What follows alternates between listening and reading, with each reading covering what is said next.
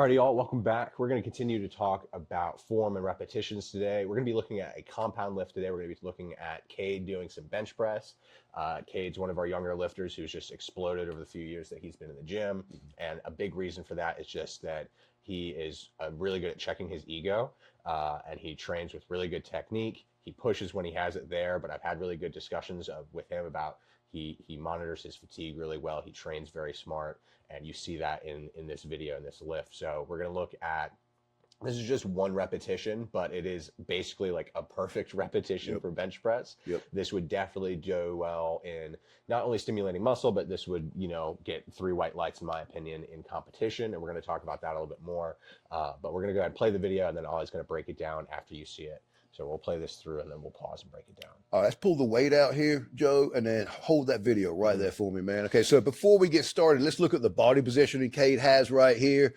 Feet are firmly on the ground. Now, what he's doing here is he's squeezing the glutes. He's flexing his butt cheeks there. In turn, he's going to arch his back just a little bit to engage the lumbar muscles either side of the spine, and he's pinching or retracting those shoulder blades back. So what's happening here, he's creating a muscular foundation at the very bottom, starting from the top of his shoulders, going all the way down to the back of his heels where he's driving into the ground there. Now, let's go ahead and watch the repetition. As he comes down, he controls the weight really nicely, pauses, and then presses straight out. That's a super clean repetition. So that is a perfect powerlifting technique right there. Now then, if you're training, well, when I train people to increase their bench press, what I like to do, if we're not going for a 1 rep max, is I like to, when they're bringing the weight down, to get about halfway down, get a slight pause, and then take about 3 seconds from the halfway mark to the chest, and then pause at the chest, and then press out of the hole right there.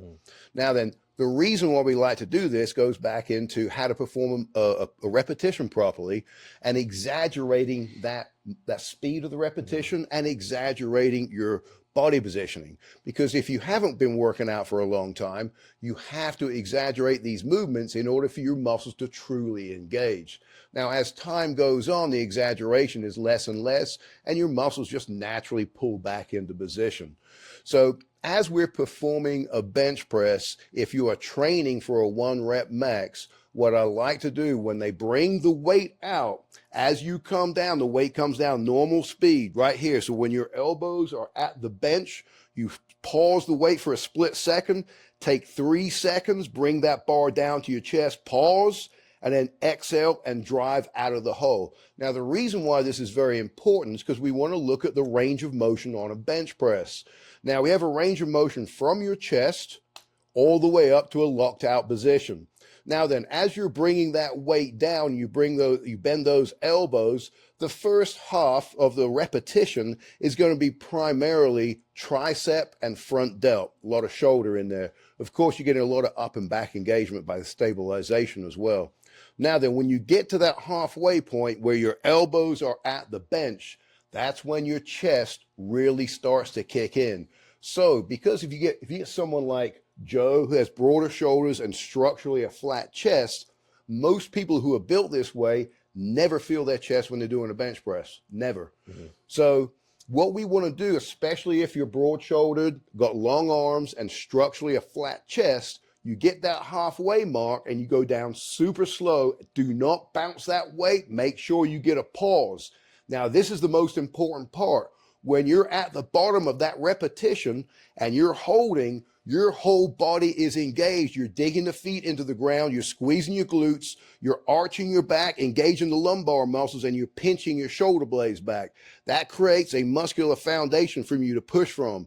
If you are not engaging all of those muscles simultaneously, there is no foundation. If there is no foundation, you're eventually going to start tearing up your rotator cuff muscles, your labrum, and or your AC joint. So when we start talking about body positioning, it's imperative that you hit these types of body position, keep this kind of range of motion so that you don't tear your shoulders up. Now, the other part we want to look at is how the weight transitions in a bench press through the physical body. So as Cade is up here with that bar, he's got that bar in his hands. That weight is going to transition outside of the forearm through the triceps, primarily the long head of the tricep.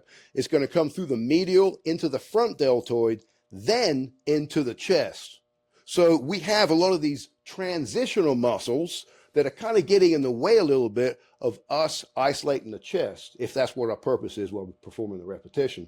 So as we do that, we want to make sure we exaggerate the speed of the repetition and feel that transition of weight as you're bringing that bar down. When you get to that halfway point, you'll feel that chest engage. And then when you feel that bar on the chest, that is when everything is super still, your body's tight, and you rip up out of that hole.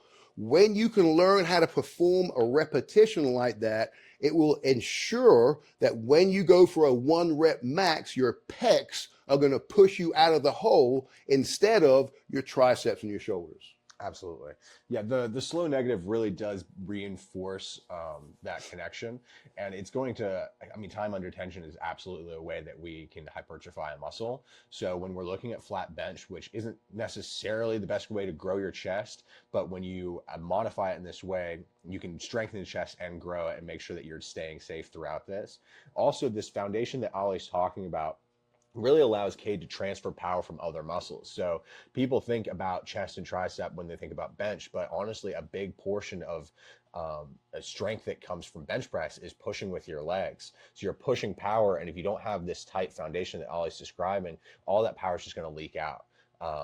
It's like a leaky hose, and the more tight and the better you're bracing and the more adept you are at holding this optimal position, the more of that water gets through the hose without it leaking out.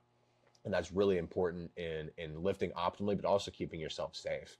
Because when you aren't transferring power well, other muscles are going to take over, kind of like what we were talking about last time, in a different way, though. They're going to take over to compensate, and that's when stuff starts to get ripped and go bad. And you have guys who beat up their shoulders. It's like, well, you kind of bench like an asshole. So that's why your shoulders are broken now. But Cade will have good shoulders for probably a long time because he has really good form, because he has the foundation that Ollie's describing.